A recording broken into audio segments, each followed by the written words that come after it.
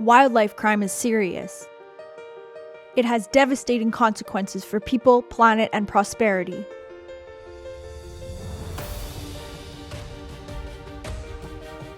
Wildlife crime exploits resources, undermines conservation efforts, threatens the rule of law, weakens communities, and destabilizes countries. Combating a crime of this magnitude cannot be done by a single country, organization, or sector. It requires a collective global approach. It requires concerted action on the front lines and along the entire criminal justice chain. A unique partnership of 5 organizations with different and complementary expertise was created to strengthen responses and build capacity to address wildlife crime.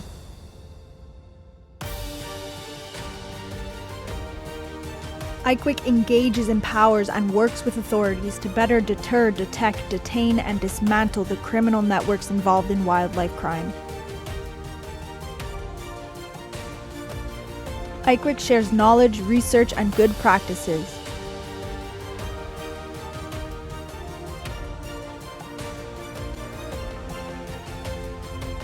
It provides training on the latest investigative techniques.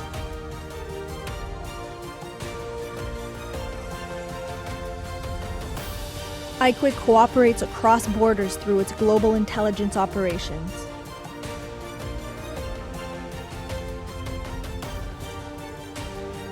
It supports countries to assess and strengthen their criminal justice systems. More needs to be done. And together, we can do more. Together, we work towards a world free of wildlife crime.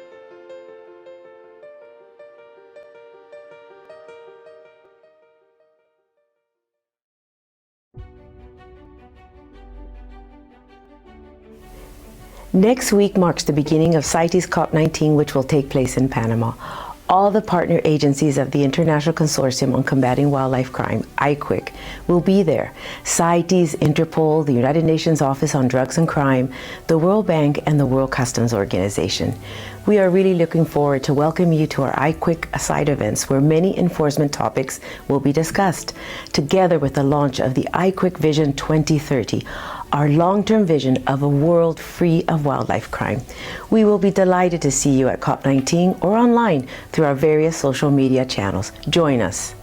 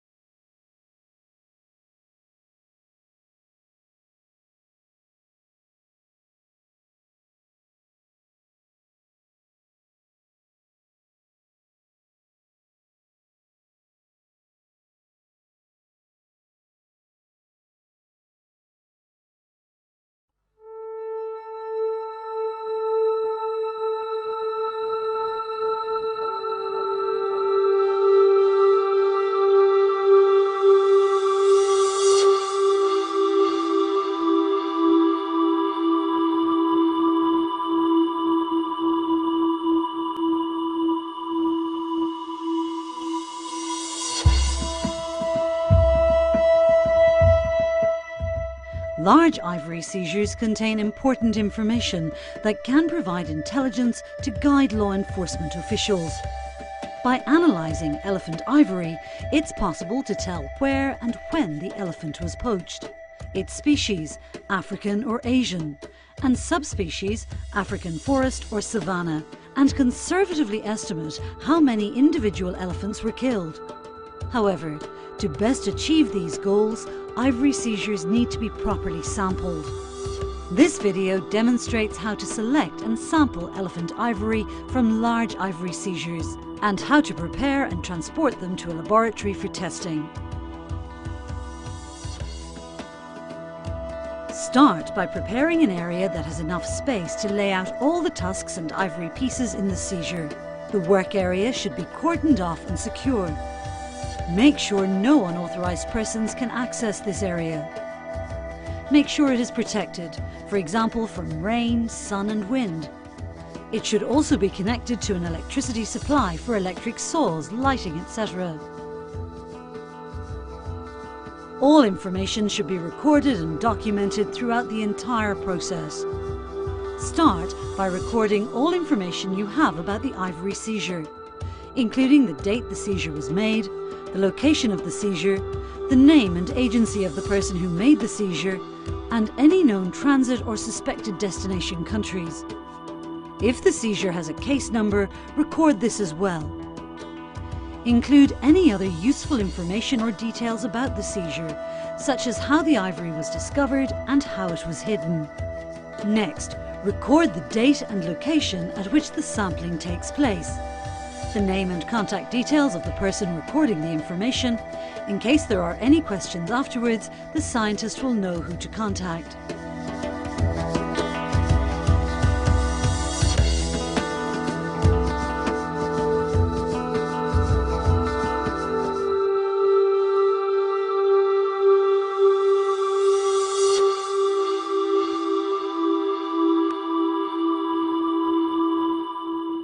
Ivory seizures can range from one single item to hundreds of whole tusks and/or thousands of pieces of ivory.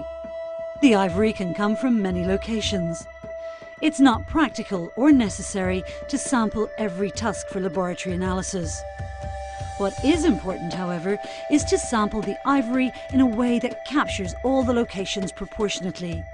Here we explain how to reduce the number of ivory pieces for sampling. For tusks cut into sections, keep only the base piece. The base is the end of the tusk closest to the jaw. Remove all other pieces of the tusk. These will not be sampled. Number each remaining tusk or tusk section and measure its diameter at the base. Write the tusk number and diameter measurement directly on the tusk using a permanent marker. You will need this information later. Record this information on the data sheet. Weigh the tusk and measure its length. Record these measurements on the data sheet. Use a new line on the data sheet to record information for each individual tusk. If the tusk has a CITES serial number, this should also be added to the data sheet.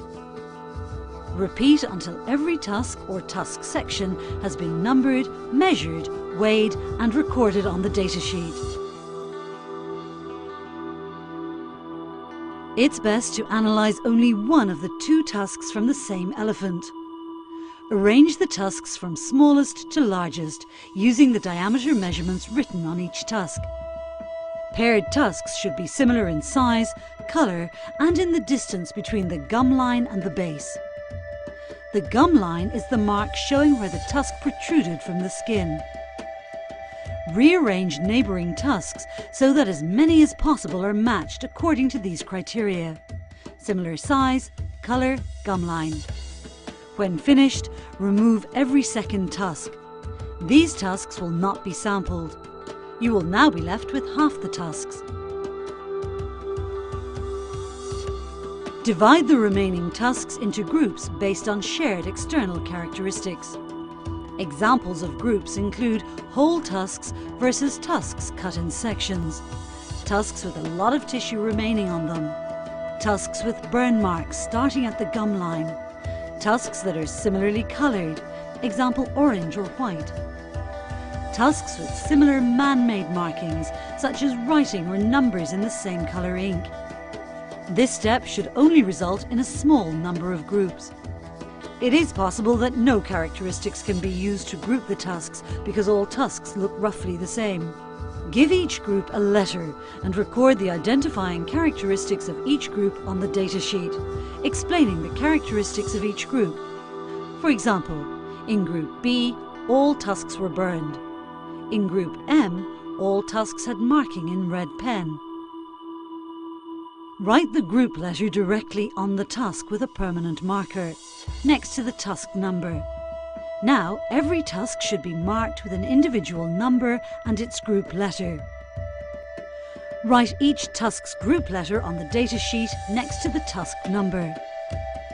If there are now more than 200 tusks or pieces of ivory, the number must be reduced to 200 by randomly selecting a tusk or piece of ivory from each group, repeating the process until a suitable number, that is 200, has been selected to be cut for laboratory analysis. Ivory is tested for origin and age by measuring its DNA and isotopes. Both analyses work best when the cut samples are at least 0.5 centimeters thick. To achieve that thickness, samples may need to be cut several centimeters from the base of the tusk, because the end of the base may be too thin. Each cut piece should measure approximately 3 centimeters by 3 centimeters and 0.5 to 1 centimeter thick. For each of the selected tusks or ivory pieces, label a container by writing the group letter and tusk number using a permanent marker. If the container is a vial, write the group letter and tusk number on both the side and the lid. It's useful to cut a piece of cardboard 3 centimeters by 3 centimeters to use as a template. Make sure that the cardboard template can fit in the labelled containers to ensure that the ivory pieces you eventually cut will also fit. Place the cardboard template on the area of the tusk where you will make your cut and draw around it. If tissue is visible, try to include it in the piece being cut, unless doing so makes the piece too thick. If you require more than one sample, use the template to draw additional areas to cut as needed. The easiest and fastest way to cut the piece of ivory is to use an electric circular saw with a fine-tooth blade. Use this saw tool to cut along the square or squares you have drawn onto the tusk. Immediately place the cut sample in its corresponding labelled container and close. When cutting the ivory, there will be a lot of dust. If you are in a closed environment, it might be helpful to use fans to blow the dust away from your group. Always wear a mask when the ivory is being cut.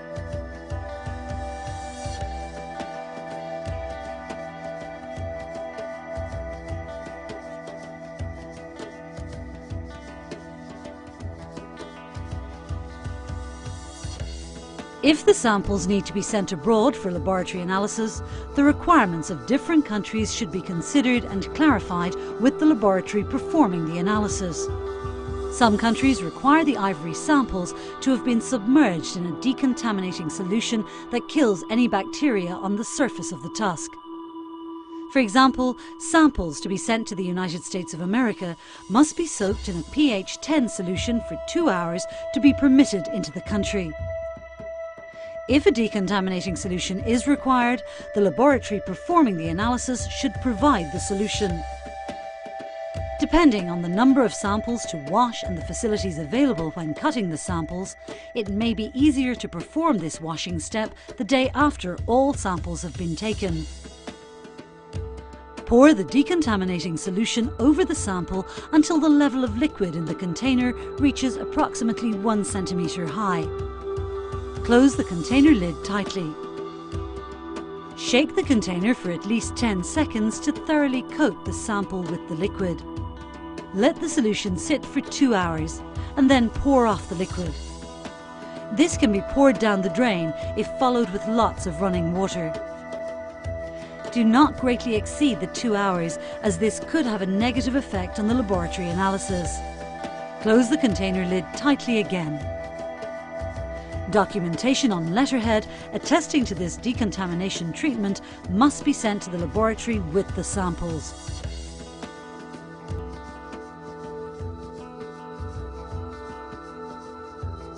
The following measures will help ensure that samples do not get damaged, delayed, lost, or refused entry to the analysing country.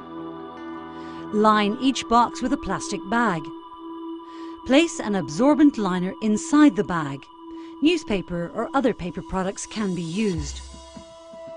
Place all samples inside the bag, ensuring that all containers are tightly closed. Place a copy of the final data sheet inside the box with the samples.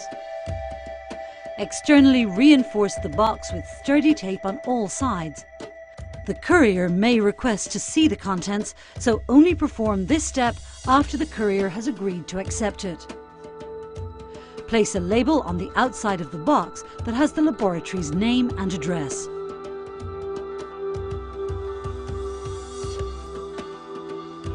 Special considerations are required when ivory samples are transported between different countries. Example, from the country of seizure to the country where the laboratory analysis will be performed. In cases where the origin or age of seized ivory from which samples are collected is not known, the specimens should be treated as CITES Appendix 1 specimens. It's vital that correct procedures are followed and precautions are taken, including obtaining the correct CITES import and export permits. It is critical that all required documentation is placed in an envelope marked Permits, and that it's secured to the outside of the package using a protective transparent sleeve, for example a Ziploc bag, ensuring that the writing on the envelope can clearly be seen. Documentation must include A. The original CITES export permit issued by the CITES Management Authority of the exporting country, indicating the exact number of ivory samples and their description.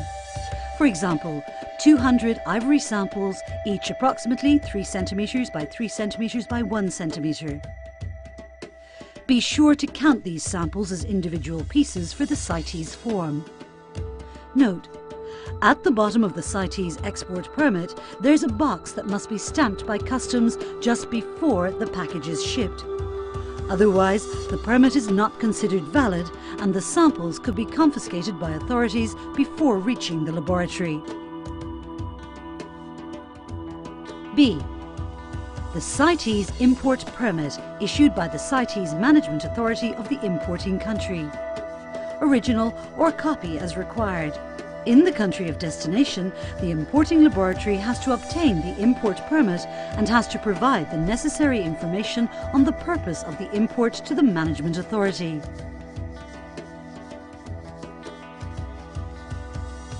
The import permit will be provided to you by the laboratory. Please note, it's critical that the number of pieces of ivory being sent and their description be written identically on both the export and import permits. Additional documentation may be required depending on the destination laboratory and country. Some countries have put in place stricter domestic measures to regulate the import, export and re-export of specimens of CITES listed species. For this reason, officials or persons who have collected samples from seized ivory in one country for analysis at a forensic facility in a different country are encouraged to interact with the national CITES Management Authority of both countries, as well as the CITES Management Authority of any country through which the samples might pass in transit, to determine whether any of these countries has applicable domestic measures stricter than CITES. This is to ensure that all relevant legal requirements are met prior to shipment. The contact details of CITES management authorities can be accessed through the CITES website. Photocopy and scan all relevant documents and send via email to the laboratory prior to sending to ensure they are correct, and in order to have a record in case the original documents accompanying the shipment get lost during transport. Inform the laboratory via email of the name of the courier and the tracking number for follow-up as appropriate. Clearly label both the outside and inside of each box that holds the samples to guard against problems arising if the outer label is removed or damaged.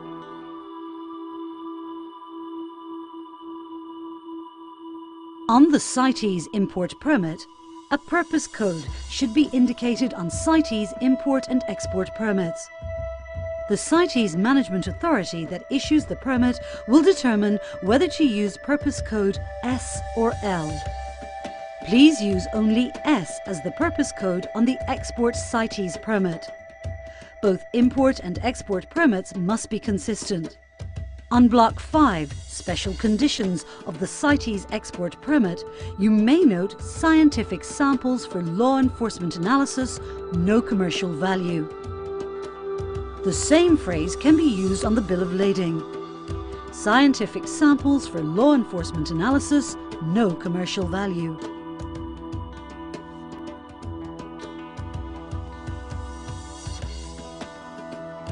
An original signed USDA permit is required, together with a signed letter on the laboratory's letterhead, stating that the laboratory provided the decontaminating solution that the samples were submerged in.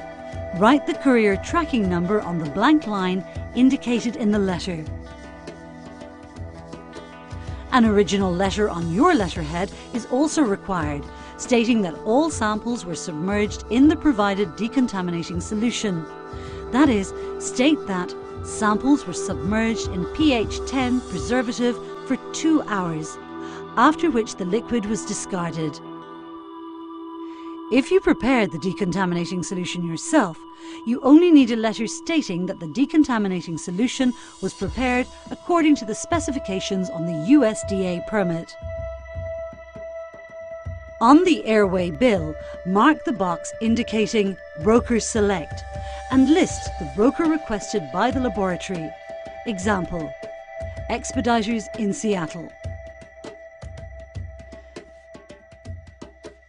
The information contained in this document complements the guidelines on methods and procedures of ivory sampling and analysis, developed by the International Consortium on Combating Wildlife Crime. The guidelines contain a template, ivory inventory, or datasheet on which to record relevant information and a list of equipment that you might find useful.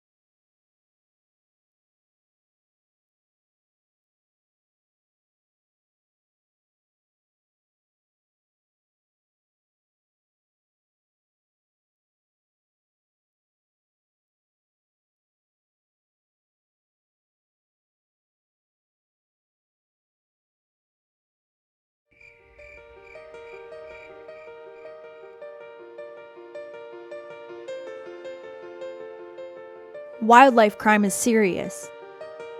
It has devastating consequences for people, planet, and prosperity.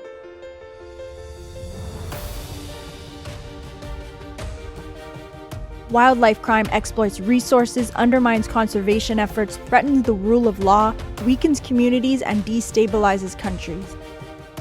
Combating a crime of this magnitude cannot be done by a single country, organization, or sector. It requires a collective global approach. It requires concerted action on the front lines and along the entire criminal justice chain. A unique partnership of 5 organizations with different and complementary expertise was created to strengthen responses and build capacity to address wildlife crime.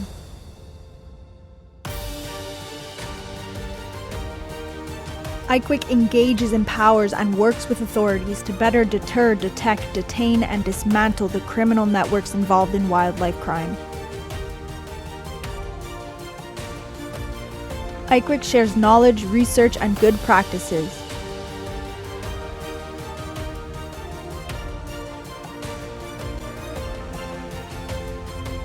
It provides training on the latest investigative techniques.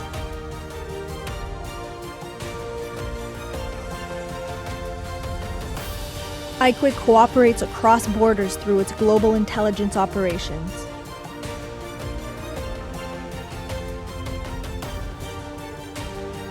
It supports countries to assess and strengthen their criminal justice systems. More needs to be done, and together we can do more. Together we work towards a world free of wildlife crime.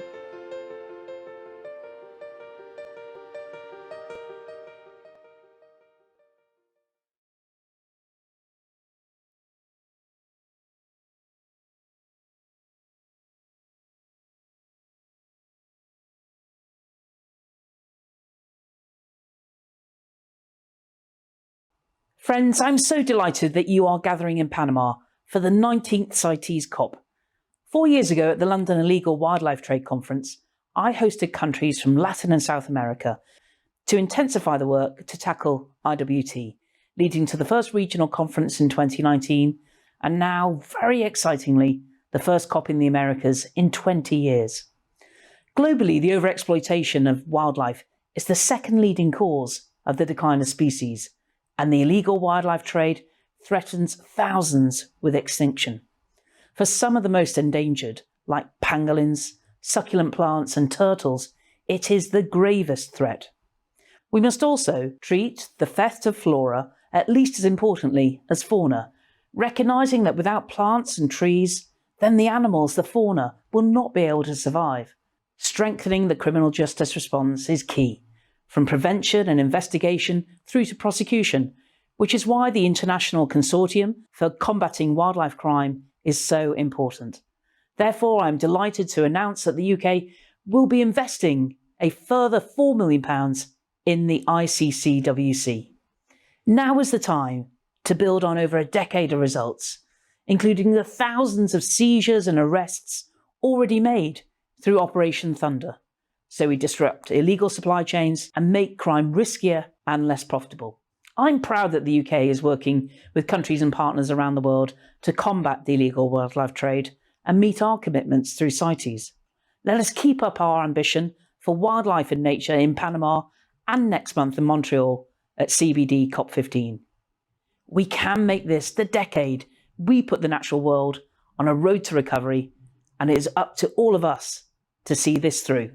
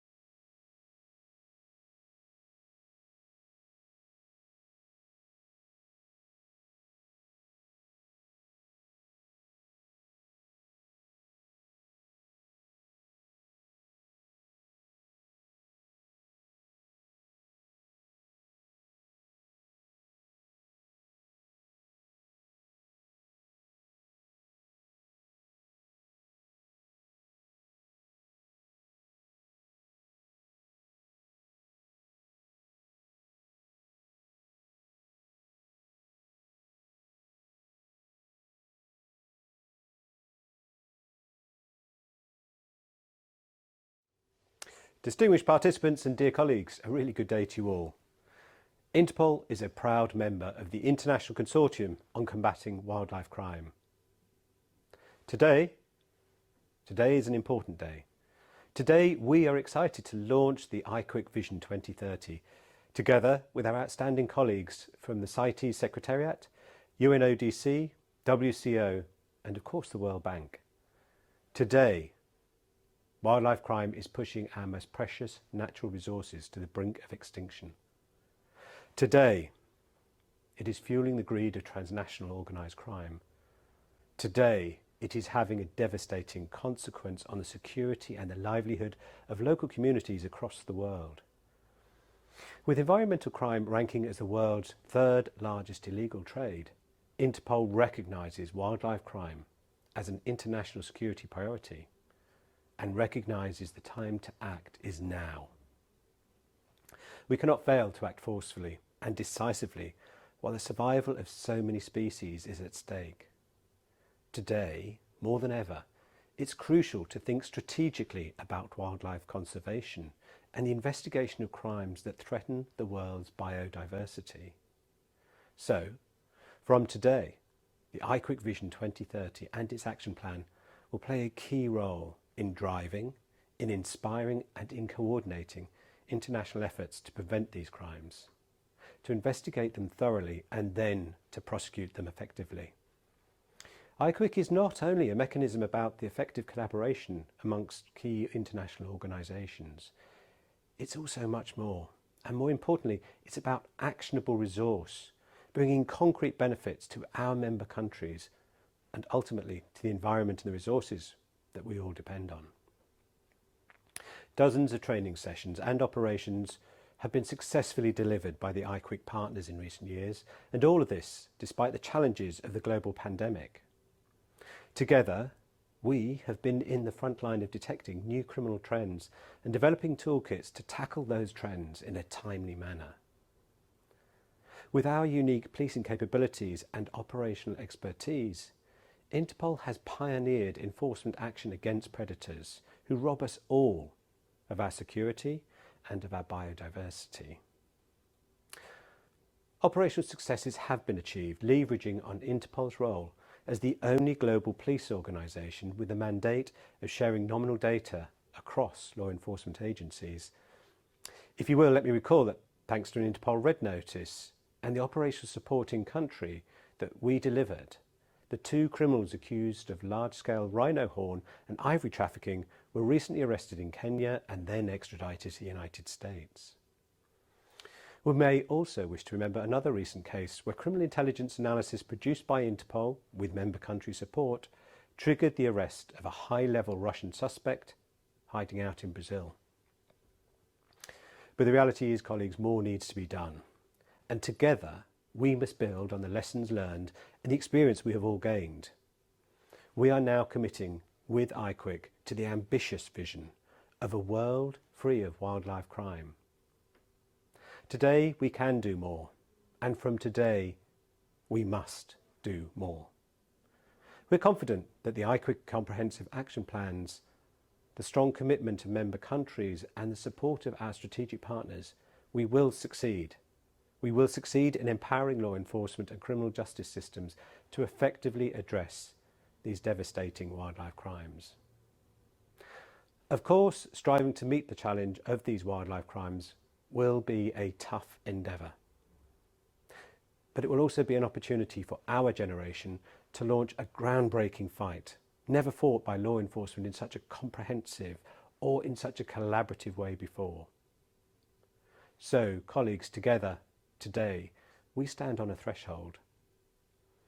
I remain committed to play an active role in this fight with you, and so does everybody at Interpol. I wish you not just a memorable event, but a significant event. Thank you very much.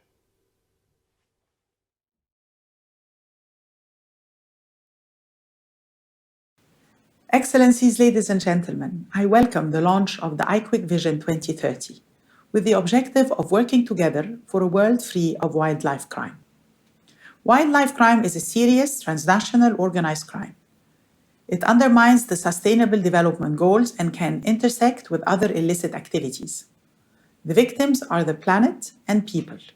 These crimes affect communities and undermine the resilience of ecosystems. The consequences are severe for our shared future. To deter, detect, and disrupt wildlife crime, we must work together, combining the mandates and expertise of different entities. The international consortium provides a vital platform for coordinated responses. Together with our consortium partners, the UN Office on Drugs and Crime produces the flagship World Wildlife Crime Report, which highlights the impact of the illegal wildlife trade on biodiversity and human health, as well as on the economy, security, and the rule of law, creating an evidence base for IQWIC's programming. Our office also leads the consortium's work on key tools such as the Wildlife and Forest Crime Analytic Toolkit. And to date, we have supported over 30 countries to assess national criminal justice and preventive responses to wildlife and forest crimes. The new Vision 2030 will provide further momentum and structure to our partnership by outlining a clear roadmap and targeting specific outcomes. In the coming months, we will be expanding our work under the banner of the consortium to help more countries address corruption, conduct financial investigations, and use specialized investigation techniques in wildlife crime cases, and to support stronger cooperation between agencies and across borders and regions. UNODC is committed to the consortium and to its Vision 2030. We look forward to working with our partners to support member states as they take action to stop criminals from exploiting life and our planet. Thank you. I can't tell you how excited I am to be back in the bosom of the IQWIC family. And of course, the World Bank has never left since we were a very proud founding partner in 2010. And that's because wildlife crime is at its heart a development issue. We live in a world today where development is slowing and the ranks of the extreme poor are swelling. And the three reasons behind this are tied inextricably to natural resources and environmental crime. COVID. We know that the arc of deforestation and poaching is leading to the type of interaction between people, our livestock, and wildlife that is causing, if not this pandemic, we don't know, certainly the next one. We know that environmental crime is degrading the most important carbon sinks we have in the world and is pushing us further and faster towards a tipping point that is making climate change one of the existential threats to our economies worldwide. And of course, conflict. Environmental crime is the largest single source of financing for conflict from 1946 to 2010. For me, it's the Mozambican civil war, that terrible civil war that lasted from 1977 to 1992, funded by elephant ivory. Imagine what would have happened if that source of financing wasn't available. And that's why at the World Bank we look forward so much to continuing to be an implementing partner for Vision 2030, including through the National Money Laundering and Terrorist Financing Risk Assessment that includes a focus on natural resources and environmental crime. And of course, we'll also continue to build the links to IQWIC, the fight against wildlife crime in the entire World Bank Group, including, of course, the Global Wildlife Programme and the 30 countries in Latin America, Africa, and Asia that are working through that. I wish I could be with you in person, but in the meantime, a huge thank you to our partners at IQWIC and a thank you to our donor partners who make this work possible.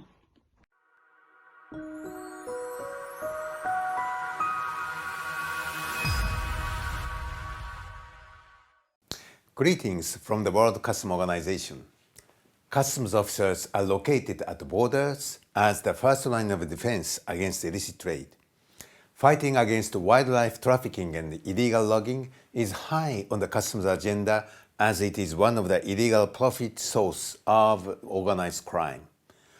While customs could apply its risk management capabilities to identify and intercept endangered species at borders, we need to work closely with wildlife agencies, police and other law enforcement agencies to share information and dismantle criminal networks and prosecute criminals.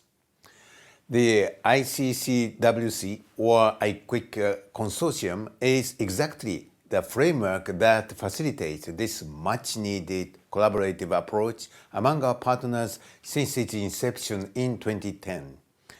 For instance, the Thunder operations that WCO co-leads with Interpol with the support of IQIC are the outstanding opportunity for the customs and law enforcement community to build their capacity on implementing the CITES Convention and enhance cooperation. It is also a superb window to raise public awareness of this crucial issue in achieving the Sustainable Development Goals. The CITES Conference of the Parties is an excellent forum in assessing our efforts to protect our planet's most vulnerable species. The IQIC partners take this opportunity to protect the IQIC Vision 2030 and its action plan, detailing our future endeavors to disrupt criminal syndicates' activities and mitigate wildlife and forestry crime at global level. WCO renews its commitment to the IQIC of multi-partner collaboration, and we look forward to taking the IQIC program to the next level towards a world free of wildlife crime with the support of CITES parties and donors. I wish all the success of the CITES Conference of the Parties. Thank you.